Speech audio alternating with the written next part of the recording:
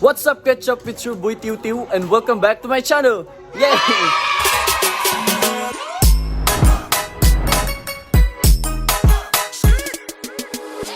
So guys, excited ako ngayon kasi papunta na naman kami sa bahay namin sa sa Corillas. Update naman kami. Excited ako ngayon kasi may sinabi si mama kanina pero secret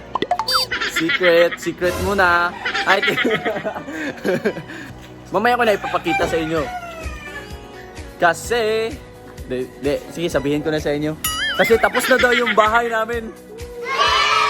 Maraming salamat sa inyo guys. As in, sobrang thank you sa inyo kasi hindi matatapos yung bahay namin kung hindi dahil sa inyo. Sa pagsuporta nyo sa amin, maraming salamat sa inyo. God bless you all and I love you all. Maraming salamat. Kaya excited ko na ding ipakita sa inyo yung bahay, tapos na bahay namin. Wow, sana all tapos na yung bahay. Tapos, bago kami pupunta dun sa bahay, mamimili kami ng pintura kasi siyempre, excited na kami. So, excited na kami lumipat doon. So, papinturahan na namin yung bahay. Wow! Sana all pintura. Yung kwarto namin, pipinturahan na namin. O, tulungan na lang namin. Gareth, smile! Makikita naman to ni Otep. Kaya pala laki ng smile. Ma, kumusta na yung bahay, ma? Wala na. Maraming salamat sa Jollibee, Jolly Bro. Oh, sana kilala niyo ba sino yan? Walang iba si si Paolo Abilino, char. Ano? Ito, kailangan ito. Sino yan? Sinasagwas. Nasagwa. Ma, let's go. Excited na siya eh. Makita yung kwarto niya, ma eh. Tapos na, ma? Pangmalagpuntahan sila, makuan, mabalik pa na nila tulak ang lawat ko. Guys, pupunta na kami. Wow. Ito, may masilya na kami. Para maganda yung pagkapintura. Ito nga pala si Habibi. Ito yung tuta ni Upa, si Habibi. Hi, Habibi. Ayun si Kobe.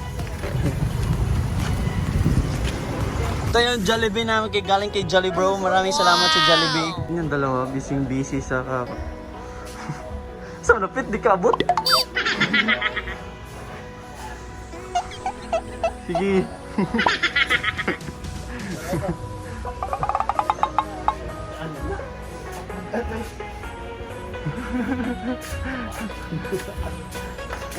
Yan. Gabs. Yan po yung mga nabili namin.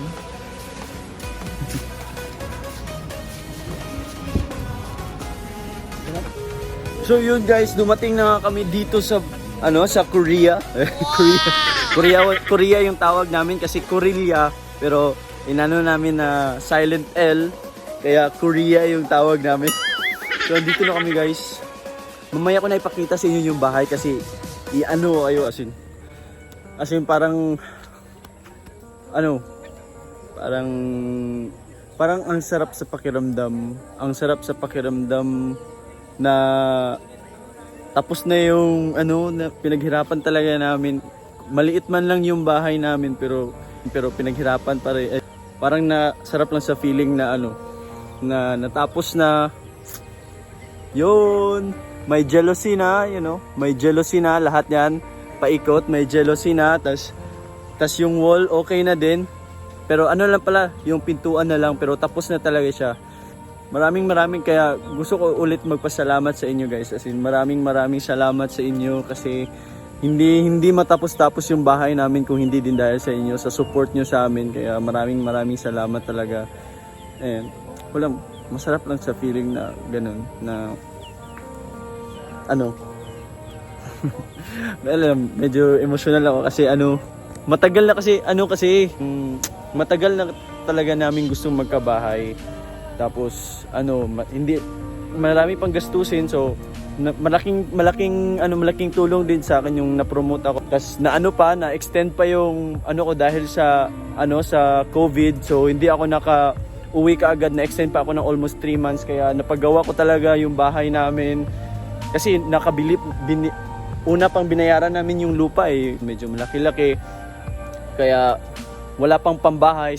Tapos nung na-promote na ako, may pambahay na. Pero kulang pa rin, buti na lang may reason talaga yung lahat guys. Kaya kung may ano man kayo, may pinagdaanan kayo, may reason talaga yan lahat.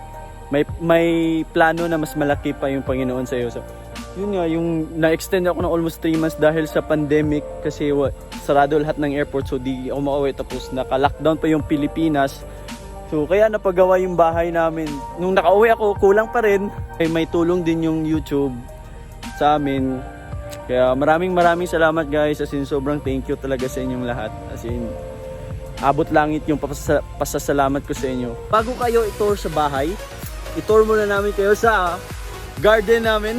Ganun pa rin. Sorry kung paulit-ulit, pero as in, nakakatuwa lang na tignan nyo, dami na nga. Parang ano lang, no? Parang mga damo, pero hindi po yan mga damo. Ito, kamote po yan, pero papatanggalan namin kasi pangit tignan.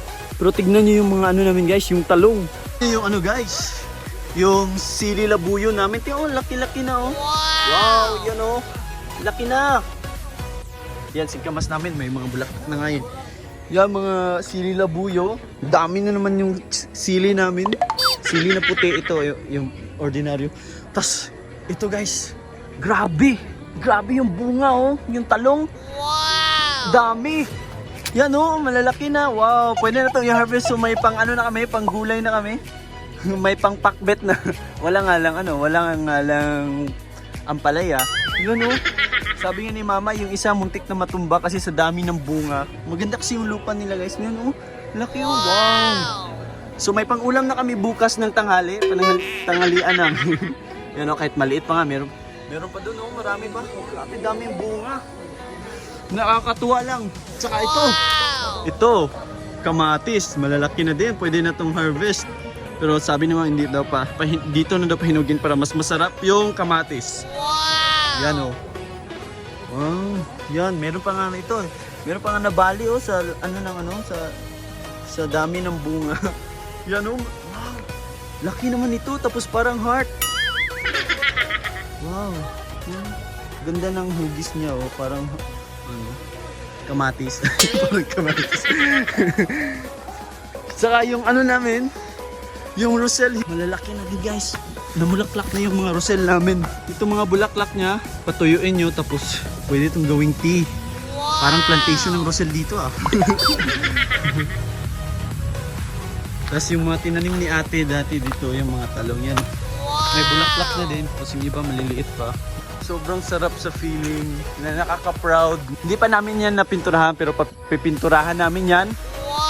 Ng nung silak, ay yung basta yung para dyan yung, kalimutan ko anong tawag.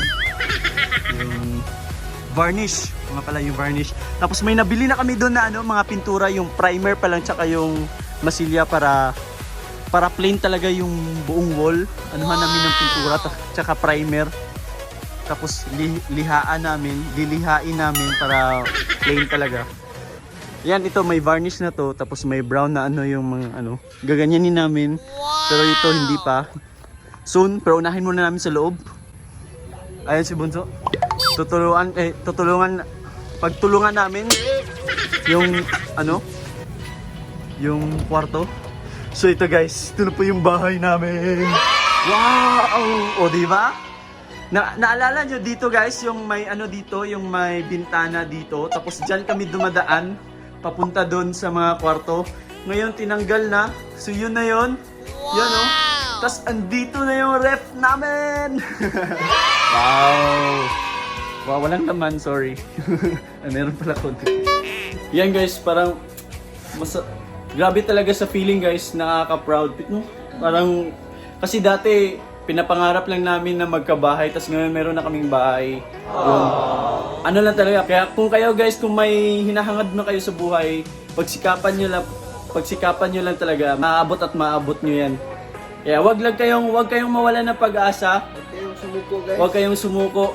Tsaka, syempre, lagyan ng prayer. So yun, ito na yung kwarto namin yun. Ding, ding, ding, ding, ding! Ha? Guys, ito yung kwarto ko. Tadaan! Wow! Uy! Naku na pumasok si Kubi! Ay, Kob-Kob! Bibi Kup. Bibi Kup. Ano mo naman bibi to? Yan guys. Ito yung unahin da namin, pinturahan da namin muna to. Ito muna. Buong kwarto ko. Pagtulong-tulungan namin para mabilis matapos. Pagkatapos naman kung sino yung may pintuan ulit, yun yung pipinturahan na naman namin. O kahit walang wala munang Binyagan ni Kobe guys. ano ba yan? Kob! Anong ginawa mo? So dito kami mamimintura. Mamaya mamintura kami dito. Wow. Maraming salamat talaga guys. As in, sobrang thank you sa inyong lahat. Sana i-bless kayo lahat ni Lord. I love you all. Kwarto ni ate. Wow! Ito, may overview. May overview sa bukid. Ano dun? Oh, mga damuhan. Yan, ito yung kwarto ni ate. Kasing laki lang din ang kwarto ko. Tapos, ito naman kay Jerome. Wow, sana all, mas malaki ata. Kay Jerome ata yung pinakamalaki na kwarto eh. Yan, ito yung kay Jerome. Yan o, andito pa yung mga plywood. Kasi para sa pintuan yan. Ito kay Jerome, so hindi muna namin ito pipinturahan kasi may ano pa dito mga gamit. Yan. Tapos ito, kay Japet. Wow, ito kay Japet. May mga gamit pa, so hindi pa pwedeng pinturahan. Ito kay Japet. Isa lang bintana. Medyo mainit nga lang kasi wala pang electric fan. Tapos hindi pa naanuhan ng kuryente, pero pipinturahan muna namin. Wow! Guys, may sasabihin ako sa inyo. Alam nyo ba guys na ilang araw ako hindi pinansin ni Bunso? Hindi guys, hindi naman ilang araw. Mga isang araw siguro ako hindi buong araw hindi ako pinansin. Kasi diba sabi nyo, ako ay i-prank ko siya na hindi pa pansinin for 24 hours. Ngayon naman ako totoo akong hindi pinansin. Kasi naano siya sa akin na, sarap ng load. Ang Tagalog din ng load. Basta, naano siya sa akin na anong tawag niya? Basta, nang load siya na ako. Nang load siya.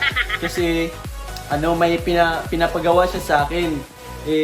Sabi ko, ikaw na lang gumawa para matuto ka. Yun, na ano siya. Sige, ako na lang. Tapos yun, na hindi na ako pinansin. Parang naiiyak siya kanina pag sorry ko din eh. Waday.